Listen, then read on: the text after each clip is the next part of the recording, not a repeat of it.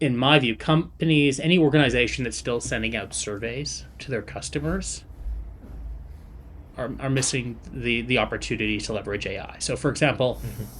CSAT, and you're sending out customer satisfaction surveys. Why?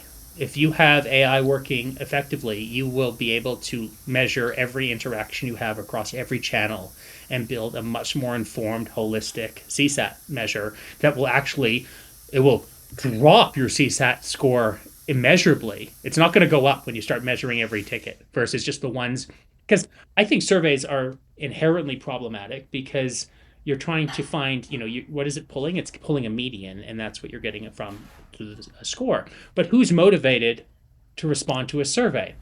Those very few customers who had an exceptional above and beyond experience and might have enough time in their day to let you know about it.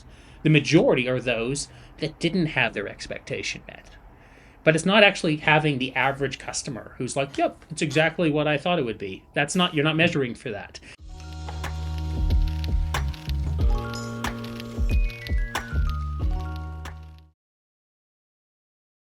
Hello, and welcome to the CX Files podcast. Today's guest is Ryan Klausner.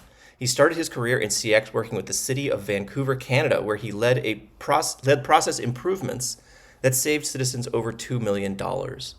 He has 15 plus years experience helping startups and mission-driven brands build and scale CX support and success teams. He takes a human-first, innovation-led approach that drives customer loyalty and growth while building global teams that love what they do. His most recent position was head of customer experience at Who Gives a Crap, where he helped to scale their e-commerce business to mid nine figures while managing a fully in-house global remote team. Ryan, thanks for joining. Hey, thanks for having me, Ben. So, I always like to know where people are coming from and how they got their start and what that was like. So, can you tell us a story about some of your early experiences in CX? Yeah, I was really fortunate to start my career in customer experience in with organizations, and it's really been a consistent pattern throughout my career that are truly customer or, in my case, citizen centric. Um, and weren't just looking at cost efficiencies or savings for the organization. Yes, that was part of the mandate, of course, for most CX functions. How can there be a cost savings by doing the work we do? How can the insights and data inform other functions and the rest of the business, or in our case, the government? Um, but it really comes down to how can we make the work we're doing better for our customers, or in the beginning of my career for citizens. At the city of Vancouver, it was about taking all of the disparate functions that encompass City Hall. And instead of having it, well, oh, I need to speak to bylaw fines. Okay, we'll transfer you there. And essentially, City Hall is just one large switchboard, or I need to talk to someone from revenue services or planning. 311 was a great concept to amalgamate all those functions into a central contact center. And that instead of just having very specialized subject matter experts that often are not very citizen or customer centric, but they are subject matter experts, we were hiring based on expertise and customer experience insights and how they can support citizens, and then train them in those functions. You can't necessarily, if someone's coming in and they don't have people skills, it's really hard to train for that, but you can train for the subject matter that is across all of City Hall. So it wasn't uncommon, especially after a few years, for our team to be able to take interactions where on one call there was someone who wants to sign up to speak at a city council meeting, also pay a ticket with revenue services or bylaw fines for a parking infraction that they had, and also have a question answered regarding their property tax. So I was involved with that. And then also, as things got more complicated, I was working very closely with our business analyst team to look at how can we reduce some of the handling time for some of our most complicated interactions, standard stuff really in the CX space, particularly around revenue services. They got quite complicated. Property tax in any governmental organization, particularly at the local level, can be one of the most complicated areas. There's multiple levels of government. In Canada, there was the provincial aspect with the municipal, similar to in California. There's sort of, it's managed by the counties, but we also have the state sort of oversight on property tax. So there was a lot of work there, and overall, we had really strong engagement from the city council at the time that we were working with, and overall, the experience from customers and the feedback we had from the surveys were very, very positive. But it was also a challenge because it was a fully unionized workforce, so that had its own nuances, and one that was very formative for me earlier in my career, one that I probably wouldn't necessarily be super keen to step back into at this stage of my career, but one that I'm really glad I did when I did. Yeah, I mean that's such a unique context for starting a career in CX. I think there's so many people who start in a business typically, not in government or in public service, but there must have been a certain through line from that to your other experiences. Like, is there something that you drew on throughout your career, like from that time, or was there something that really stuck with you? I think it's about innovation. When I joined the city of Vancouver, there was a lot of innovation happening. They had a mandate to be the greenest city in the world at that point. There Hmm. was the run up to the 2010 Olympics. So I was starting there about 9 years before the 2010 Olympics. So there was massive infrastructure investment happening in the city of Vancouver at that time. But it was all really rooted in innovation and what they were doing there. And then when you look at the threads through the SaaS startups that I worked with in Silicon Valley or in the direct to consumer brands, they're all very innovative, both in how they operate and their model internally. But externally, they were all doing some form of disruption in the space that they were in. And for me, that's very exciting to be part of.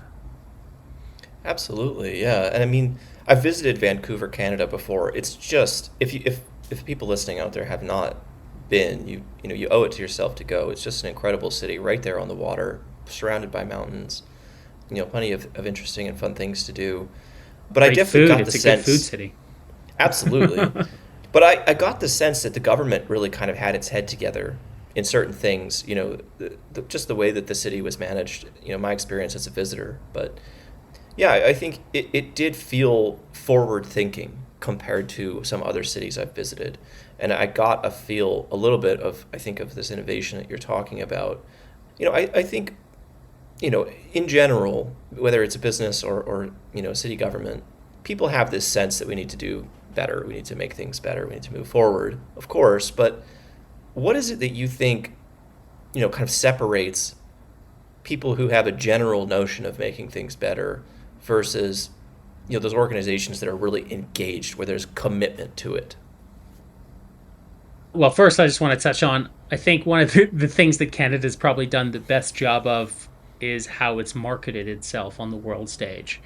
Um, yes, Canada is my home. I live in California now. I'm very fortunate to be a dual citizen, but at the same time, I think I have more in many ways, even with all the turmoil and infighting we have in the United States, my disappointment tends to go more towards Canada because of how much hope and potential I think Canada really has and continues to miss in how it positions its citizens, the talent pool there, which is often underrepresented on the world stage, in the workforce.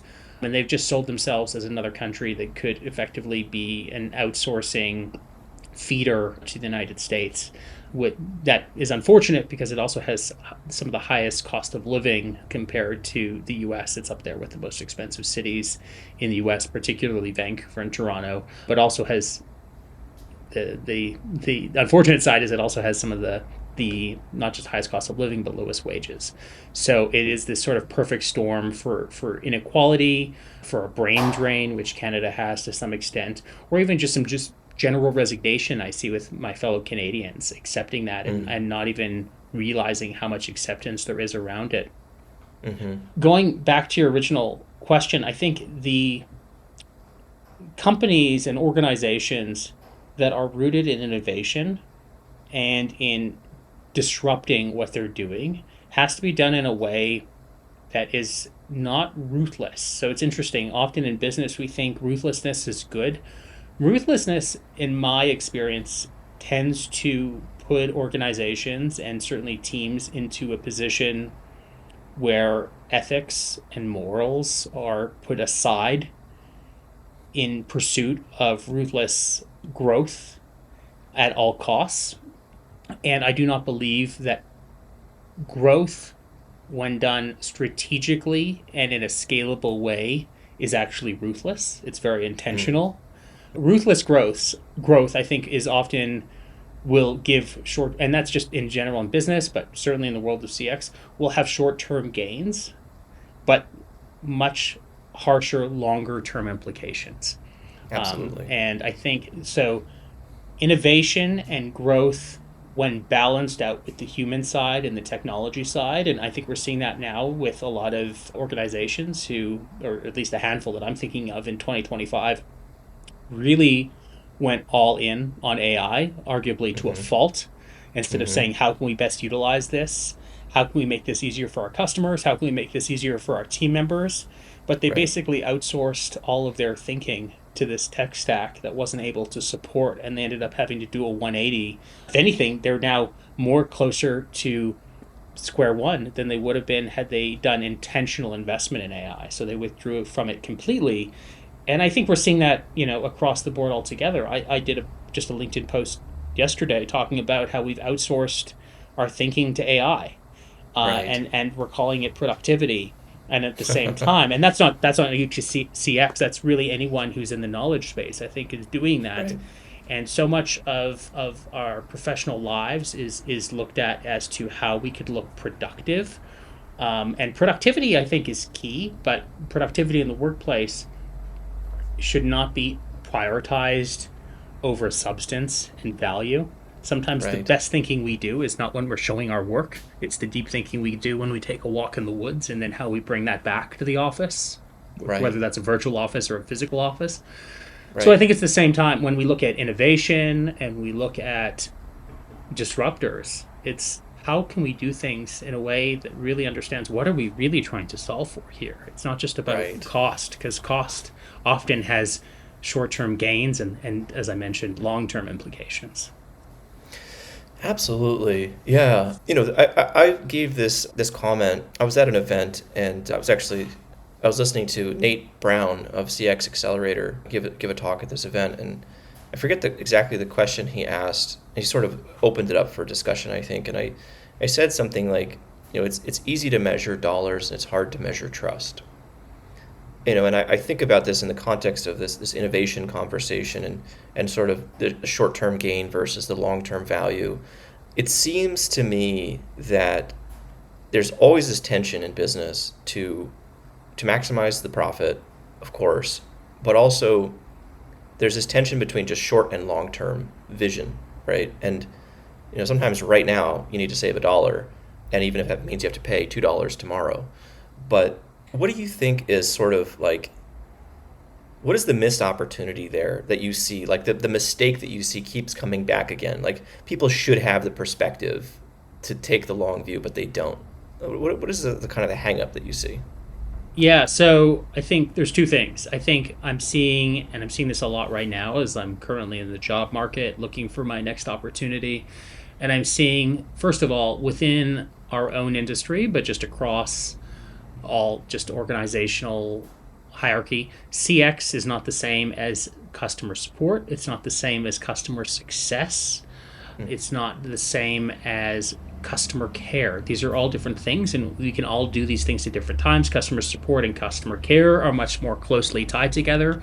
CX is a holistic view of the entire customer lifecycle and ecosystem. It should be Mm-hmm. informing every aspect of your business. Customer support is a reactive function. But if you're Right. not looking at your support team in both a proactive and reactive way, that's how we've built the reputation of support being, or CX being, a cost center.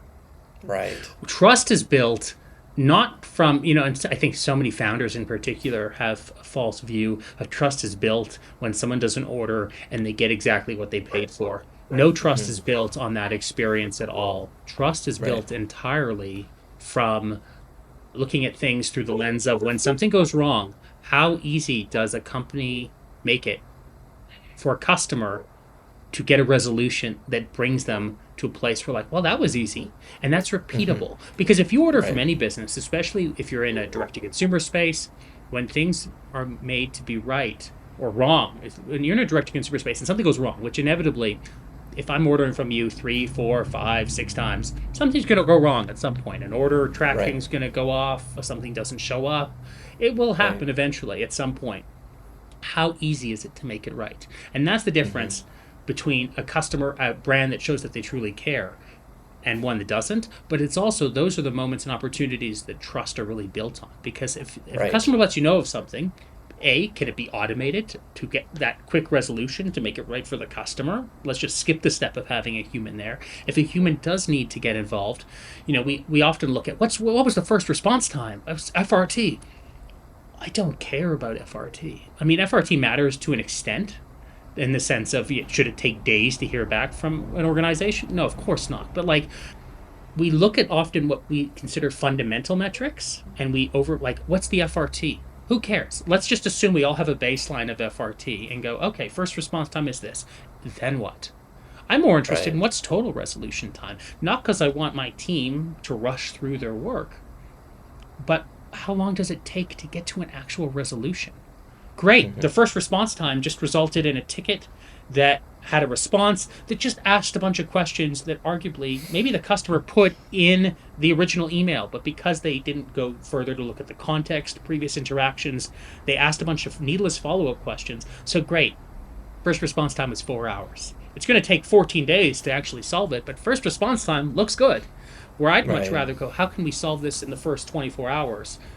And ideally, how do you improve that one touch resolution? Not because, again, you're Mm-hmm. not trying to race through things, but again, customers are wanting resolution. They're not necessarily wanting a full dialogue with your team.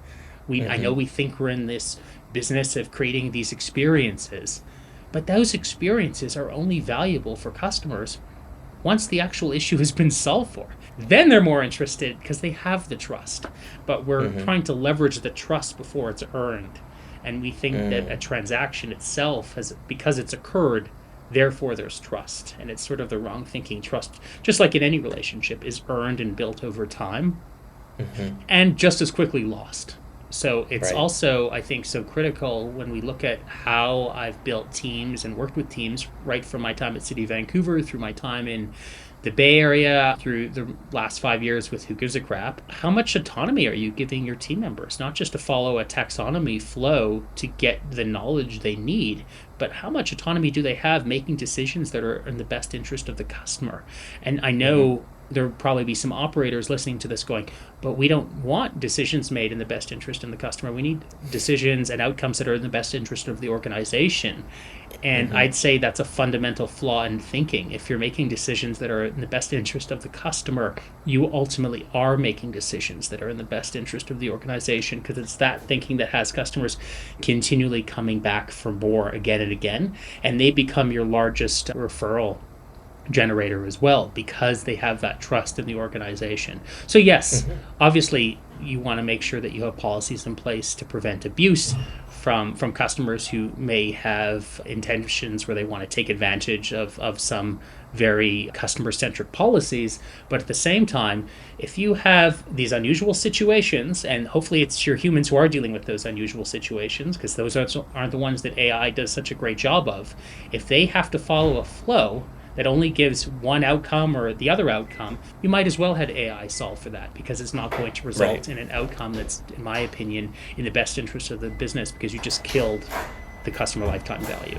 And anytime you Right. want to cut that prematurely, are you really making the best decision in the business? I've seen so many companies, something's not right with my order. Hey, all the customer's really wanting is a small credit. They might not be saying it, but what's between the lines? They want to feel some value for the bit of frustration or friction that they had.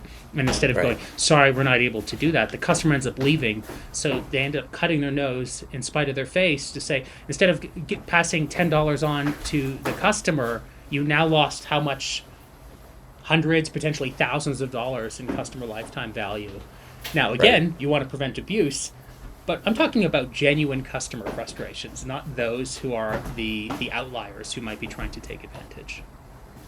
Right. Yeah. Lifetime value is so big as a metric and as a guiding kind of principle.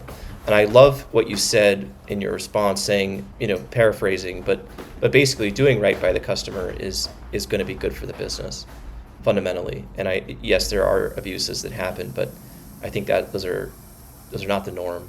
And certainly a policy that is designed to prevent all abuse will be short-sighted, right? Versus a policy to kind of deliver all value to customers. That's definitely going to, build a better business long term. I don't think there's any doubt about that. So well put. I wanted to get your thoughts about, of course there's this massive AI wave going on right now. I have this vision or this hope that the function of support can evolve beyond. Of course, there's this necessity of responding to tickets. There's this core work of responding to customers. But when you bring in the AI tools, when you bring in the modern, sort of process, there's such an opportunity to go beyond simply solving a problem, simply reacting or being reactive, I think is what you said, and going into proactive and going into these kind of lifetime value generating interactions, and also sort of owning the VoC, right? Owning voice of customer for the whole organization and sort of bringing that value, adding that value, bringing that in quantifiable terms, bringing that to the business, bringing that to leadership, bringing that to other departments, and saying, hey, we really understand what our customers want better than any other department, maybe even more than sales or anybody else. And this is a gold mine, going beyond the normal responsive reactive thing and going into this new realm of potential. Where do you see the sort of the opportunities and pitfalls of this evolving CX support role? First of all, great question. I think we look at AI too much in a silo sometimes, and AI, as it pertains to CX, is, in my view, is so much more than just chatbots. Sure. And yes, chatbots are one exciting channel that you can help to unleash, live human-based chat if you hadn't been able to, because it can help triage and mitigate some of that volume. The term deflection rate is a term that I loathe. I think it's one that's only generally used in sales cycles from AI platforms. Look at the deflection rate we can achieve. I've never seen anyone who leads a CX function or any founders or CEOs talk about deflection rates. Normally, you don't want to deflect. You want to find opportunity for value. You want to find resolutions. Anytime you deflect, it's not necessarily building trust. It's making things harder. In the world of CX, we should be looking at opportunities to remove friction. I think for us, when we talk about finding value and we look at AI, I think we haven't really found the perfect balance yet, but I think we're getting there as things evolve with AI. So for example, in my view, companies, any organization that's still sending out surveys to their customers are missing the opportunity to leverage AI. So for example, CSAT, and you're sending out customer satisfaction surveys. Why? If you have AI working effectively, you will be able to measure every interaction you have across every channel and build a much more informed, holistic CSAT measure that will drop your CSAT score immeasurably. It's not going to go up when you start measuring every ticket versus just the ones, because I think surveys are inherently problematic because you're trying to find, what is it pulling? It's pulling a median, and that's what you're getting it from to a score. But who's motivated to respond to a survey? Those very few customers who had an exceptional above and beyond experience and might have enough time in their day to let you know about it. The majority are those that didn't have their expectation met. But it's not actually having the average customer who's like, yep, it's exactly what I thought it would be. You're not measuring for that. And that's the majority of your customers. How are you not getting that insight? So AI looking at all your interactions and then building these more holistically, similar to NPS. How can you get NPS more holistically outside of a survey through AI, measuring all engagement and points of contact across the entire customer lifecycle? I mean, are we even after this asking the right question? Would you recommend us to a friend with an NPS survey? Well, first of all, I think in the world of B2B and SaaS, it's the wrong question. I don't have a friend that works in this SaaS space, in this sector. So no. Would I recommend it to a colleague maybe, but to a friend? No, I probably don't talk about it. In the world of toilet paper, which I just came out of in the last 5 years and was building and scaling, who gives a crap during that time. And what an interesting time it was to be in the toilet paper space during the pandemic, as you can imagine. In certain markets like the UK, asking customers, would you recommend us to a friend? Well, generally it would be fairly taboo to talk about toilet paper, and is just not what you talk about with decent company. So Right. are we asking the wrong question and therefore not getting the right result? Hmm. Also, what is this telling us? If do you have a proper referral and retention strategy? Often we're great. So now they would. And now what? What are you doing with this data? Like, Right. so, oh great, we have our NPS is 87. Fantastic. And now what? It gives you a pat on the back when you have a very high score, but I'd much Hmm. rather see a lower score that has much more sort of concrete actionables that we could take and learn from and iterate on and do some A/B testing with, than Hmm. just a vanity metric that makes everyone feel very good. But we all know Right. underneath the surface, there's so much more work we could be building. So I think that's how we should be leveraging AI. We should be looking at how do we do a better job of not sending out surveys, using the I mean, we're often drowning in data. We just don't know how to Hmm. leverage it properly. So AI, to me, is a great tool that can solve for that, to help surface Hmm. those insights that just humans cannot look at that Hmm. level of scale.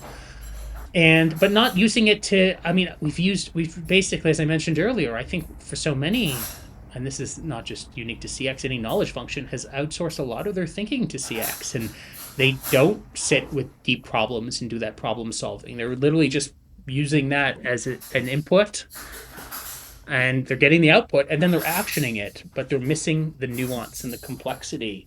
And that's what humans do a really good job at. Not to say we shouldn't be leveraging these LLMs for problem solving or for refining a problem, but for just outsourcing all of our deep thinking. And then at the same time, we're worried about the loss of jobs in the world of CX and across every other sector over the next few years. How much are we contributing to that by outsourcing our deep thinking that humans generally do so well at? And yes, it can be Right. supported by all of this, but I think in some ways we've become lazy. Yeah. Yeah. I think you're absolutely right, and I like I like this idea of going beyond the obvious AI use cases too. I think so often it's always more, more, more, right? So often it's how can we add a new feature? How can we add this new thing? And you end up in many businesses, you end up with kind of a kludge, it's just a pile of layers of things being added without a through line, without a consistent kind of vision of like why we're doing these things. Mm-hmm. And I think, some of the things you're mentioning, it seems like an opportunity to actually to boil down, to kind of subtract the unnecessary, to remove the friction, to simplify things. And that I think is really underrated. Maybe it's not sexy. It's not like something exciting per se, but yeah, to be able to boil a lot of information down, to be able to simplify and streamline, I think that's a big opportunity. One of the pieces you mentioned also is, of course, and we can love to touch on this, get your thoughts, but there's so much anxiety about AI replacing people and AI taking jobs. And I don't know, I'm not sure if anybody knows absolutely what the reality is of this. There's various numbers and metrics and sort of reports out, but it's happening to some degree. I think we can say that safely, that some jobs are being automated and replaced. But I think that it's also a wave of other jobs being created, and in the middle, there's a ton of jobs that are simply they're evolving, right? So it's basically the same role, but because of AI, the day to day is starting to look quite different. And I think what's exciting is that CX is in this position of being one of, if not the leading use case for AI today. And there's been all these technological, innovation cycles throughout history, right? Electricity, the internet, smartphones, and so on. And they were usually centered on other disciplines or other functions. I think right now the two biggest use cases for AI that I see are coding, programming, and then customer support and CX. And so that's kind of an exciting place to be. And And it also it is this massive change, and there's a lot of anxiety, and people are very uncomfortable. But I see this path towards a kind of a CX renaissance, if you will. Coming out of the dark ages of like the crappy chatbot, the forced deflection, the awful experiences, and moving into this space of a sort of a renaissance where you know it's easier than ever to solve a problem that you have as a customer, whatever the business is, and CX sort of driving that through an enlightened use of AI. What do you think about this idea of like CX kind of growing and sort of reaching its final form, or reaching a kind of ultimate form of, you know, leveraging AI in a way that other departments are not? Well, I love talking about the future, although there is so much unknowns and uncertainty about the future. I'll take issue with one thing you said, and that's AI eliminating jobs. I actually don't know how much, and I haven't seen enough data to corroborate that AI has actually eliminated skilled jobs. I've seen it eliminate aspects of certain jobs that Mm-hmm. were manual, a bit of a burden to the human that was doing the work, Mm-hmm. and it allowed them to prioritize other aspects of their work that humans excel at and should be doing more of. That being said, yes, it inevitably will be taking jobs in the future.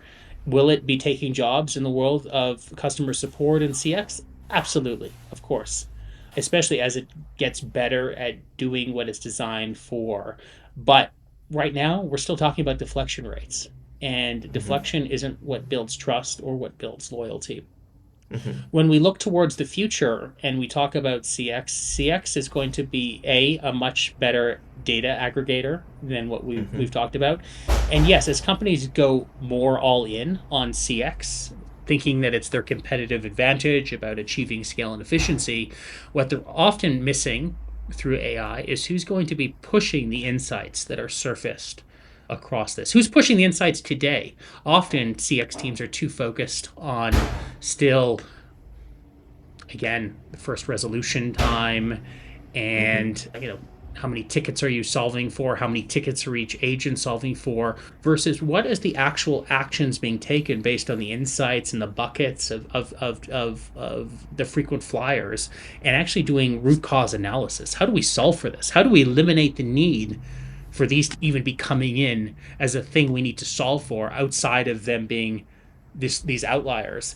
We're still solving things in a very reactive fashion versus working Right. more strategically as we should be at a CX capacity across functions, to Mm-hmm. really not just evangelize voice of customer. Voice of customer is just shouting out into a cave if no one's listening and there's no actionable Right. recommendations as to what we can solve for.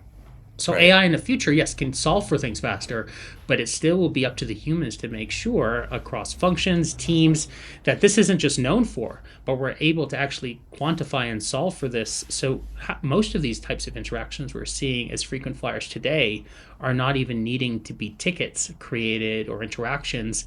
And AI can do a better job of identifying problems before they happen. So a customer doesn't need to reach out. An AI agent will already reached out to the customer, letting them know we're aware of it and are already working on their problem before they're aware of it being a problem.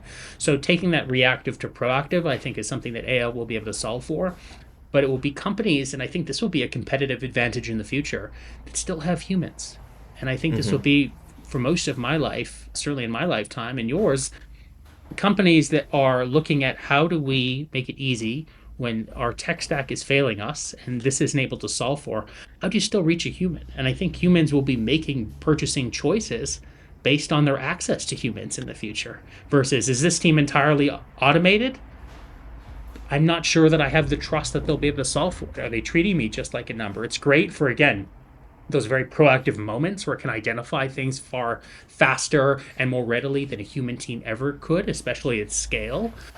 But when things go wrong and those unusual, unpredictable moments arise, and that's not what AI can do a great job of handling because it's not what it's trained for, it's not what's in its data set, you still want to make sure you can reach a human to actually solve the problem there. So the companies that have entirely eliminated that are going to lose favor with those who still have the human component as part of their workflow and thinking. And I think that will be the competitive advantage of the future. So the proactive and the human element, I think, are going to be vital. Yeah, I love that. I think you're absolutely right. I think thinking of the sort of regular psychology as a discipline is sort of about bringing people from some kind of problem state to a baseline of normal, air quotes, normal. But then there's this idea of positive psychology, which is like going from normal into, a higher level, a higher than average level. And that's sort of similar in some sense of what you're saying of like reactive versus proactive. It's like, okay, now our customers are having a satisfactory experience. We've reached normal, Yeah. and how do we start to go into exciting, right? Yeah. Um, And too many companies, I still think, are viewing satisfactory as exceptional. right, The right, yeah. what is We are actually the making their life baseline, terrible. right? No, but what they're seeing as exceptional is really just baseline. It's not actually Right. going above and beyond. They're like, we've achieved baseline, great, but they're seeing that as exceptional. And it may have become because they have a history of being far below what that is.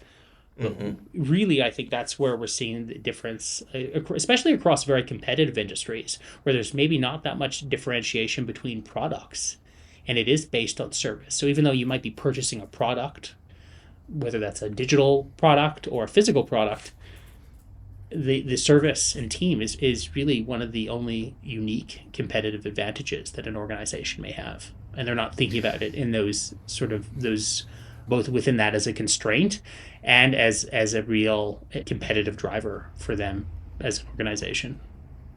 Yeah, that's such a good point you make. It becomes a real differentiator, especially in the world where, AI can kind of build more things than ever before, faster than ever possible. But if you could actually be more, if you can narrow the gap between what the business is doing and what kind of ideal state is for customer, right? You can respond and sort of react as a business. Like you can update product, you can update experiences, you can update sort of content, you can update all of this in almost in real time to customer demand and customer needs, as opposed to like, here is our business and customers are over here kind of changing all the time, and we're just sticking with what we do, right? And I think organizations that move closer to sort of doing that dance with the customer are going to be obviously rewarded for that, and it's going to show, it's going to reap dividends. There's going to be tons of rewards for that, and it's a big opportunity. And I keep coming back to this idea that like CX is evolving beyond, oh yeah, answering tickets, and it's starting to have this central facility, this central position in a modern organization that's really forward thinking. Because if you're not I'm using the word reacting here, but if you're not reacting to the customer, if you're not doing that dance, sort of following the customer's every move, then you're inevitably not satisfying them or not exciting them as much as you could be. And so starting And with maybe with satisfying isn't VoC. enough. Right, I think we often focus on customer satisfaction. Satisfying is baseline. right. We want to ensure customers are satisfied, sure, but that's just meeting expectations. No Hmm. one's raving about companies that met expectations. They're talking Right, about the yeah. ones that haven't. The ones that met expectations, they're just leaving saying, I got what I paid for. This is exactly Hmm. what I thought it would be. That's Right. not creating, we talked about, what's customer delight, what's customer happiness, regardless of what sector you're in. You have to understand how we can go above and beyond. And it's in those trust building moments when things go wrong. How easy do we make it to get it right? That Hmm. is, I think, those real opportunities that we have to go above and beyond outside of core platform offerings. Hmm. Um, because, yes, hopefully things don't go wrong all the time, but if a customer stays with you long enough, it's inevitable. It will. And that's the opportunity when they're sitting with friends at dinner. That's what they're going to talk about is when something went wrong and suddenly how easy it was. And why are they going to talk about it? Yeah. Because it's not normal. Most businesses don't make it easy. Right. Yeah, and I've heard, countless times, I've heard countless stories from friends and family about, good and bad being the defining factors in why they are fans or not fans of a certain brand, Mm-hmm. right? And Yeah. we've heard the bad experiences, like this terrible thing happened with whatever company, I'm never using them again, right? We've all heard these kinds of stories. Mm-hmm. And then the other side as well is like, oh, they went out of their way and they didn't have to do this, and then like they really made me feel valued, and I'll always buy from them, Yeah. right? And so it can really be a pivotal thing. And if you stack up those, I will always buy from them, experiences, then of course, you got a differentiator for your business, you've got long-term value, all those things are unlocked. Yeah, and I mean, I think, and that holds true whether you're running a customer experience, success, or support function at a SaaS organization, SaaS brand, or you're in CPG in a direct to consumer space. That Hmm. holds true. How easy do you make it when something goes wrong to solve it for a customer? How willing are you to go to bat for that customer? How much are you Hmm. really trying to earn their business? And also not have them be aware of how much you're working for them. Because it's nothing worse than having, I'm really trying to work to get this done for you. They don't care. Just get it done. Make it easy. Get to that Right, resolution. It doesn't matter right. how hard you have to work. The fact you had to work hard actually just tells the customer the organization doesn't care as much as this one individual does. Hmm. So Hmm. it's really about making sure that it's repeatable and replicable across, there's nothing worse than, you had one good person that you dealt with at a business, but the next person you deal with you feel is incompetent. That Right. doesn't, that is, that still further erodes the trust that might have been built up on that first call. That it's all about how you can scale it, how it can be repeatable, and it doesn't matter who they're interacting with within your organization. They're going to get the same result. It's the Yeah, consistency, I think, is key. absolutely. Consistency is key, and just following through on what is promised from the beginning. I wanted to get your thought on one thing here before we wrap up the episode. I've I'm kind of very excited about the future of AI in CX. I'm very excited about the future of CX as a function, sort of leveraging AI and sort of evolving into this more central and respected and sort of powerful driver of business results. But one of the very important pieces that I think there's growing awareness of is this knowledge management component, Mhm. right? And this role of CX, this role of support as sort of owning knowledge management. Of course, starting from the customer, which is what every business should be, centered on, and then sort of having that the knowledge layer, which is informed by those customer interactions, and then using that. Of course, it's what the AI is pulling from, right? So it's going to be the quality of your AI is going to be the quality of your knowledge management, but also like just this function of knowledge management being more central to CX and being more of a respected, valued kind of piece. How do you think about knowledge management, knowledge bases, and sort of where that's going? Yeah, I mean, I think there's multiple components. So there's the internal data that we're feeding to our organization, traditionally called voice of customer. I don't love the traditional voice of customer program because it's like, here's our findings, here's our quarterly report, or here's our monthly report, and it's a little too curated. Mm, And it often hides some of the missing pieces. I think the best work that's coming from CX functions that's really feeding the organization cross functionally is coming from real time dashboards, looking at customer sentiment, looking at areas of friction, whether it's for a specific campaign, a product launch. Let's look at things in real time and see how things hmm. are going. And then you can pull reports, but make it self service. Train the team to get the data they're looking for because it doesn't matter what you present. How is that relevant now for the next sprint that your digital product team's working on? How is it relevant? That's behind us. How is this moving forward? Yeah, you might be able to extract a piece here, a piece there, but giving them real time access to reports and dashboards, that's where the gold is really found. But yes, Hmm. to your point, internally, CX can be the gatekeeper of a lot of internal knowledge resources. I've been very fortunate in my career to be able to build out dedicated CX operations team and knowledge and education teams, both for training and managing the information. Because of course, if this is feeding to your AI platforms and pulling information to your tools, both internally and externally, it's only as good as the quality of data that is coming to it. So to make sure that it's both accurate and especially in fast growing organizations, that's not an easy task. Is what was ready and true last week might not be the case this week. So how do you make sure that the team stays across that and updated? But also what's the value in it not being? So really understanding your numbers and the cost to serve customers, as well as to the cost of the organization, but not just in terms of in a sort of ticketed reactive approach, what's the cost to serve customers over an entire customer life cycle?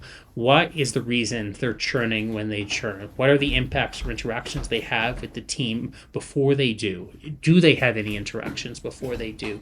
And building out that narrative to really understand the customer journey. And the customer journey plan mapping is all too often outsourced to marketing teams, which is fine if you're looking at it through a marketing lens, but marketing and growth is really just one very sort of small lens that you're shining that flashlight onto when you're missing the rest of the landscape, and that's where CX really can come in and should be owning that. So even if we're not being asked for it, we should be presenting it and sharing it and also talking about why that's relevant.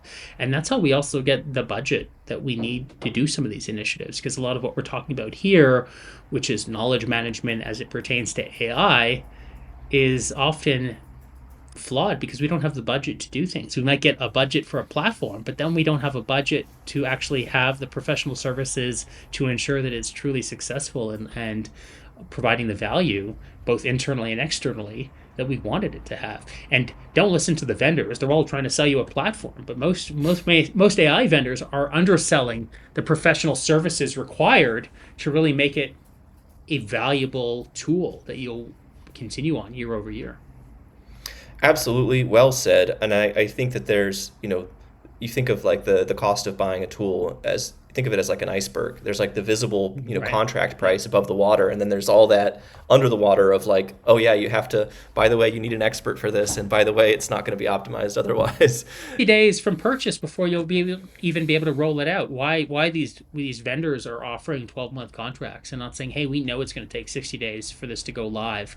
We're going to charge you for your first 12 months on an annual agreement, but we're actually going to give you 14 months because we know you're not going to see value. Why are we paying? And then they're wanting to have renewal conversations halfway into the contract, but you have only had 4 months of usage. So you're not ready to Right. really go there. So I think, it's a bit of a chicken and egg problem when it comes to finding value in these platforms, and the vendors obviously trying to meet their targets to get their next round of funding, but they're missing in fact they're often creating these customer platforms with AI, but they're missing the customer experience of their own clients in the process.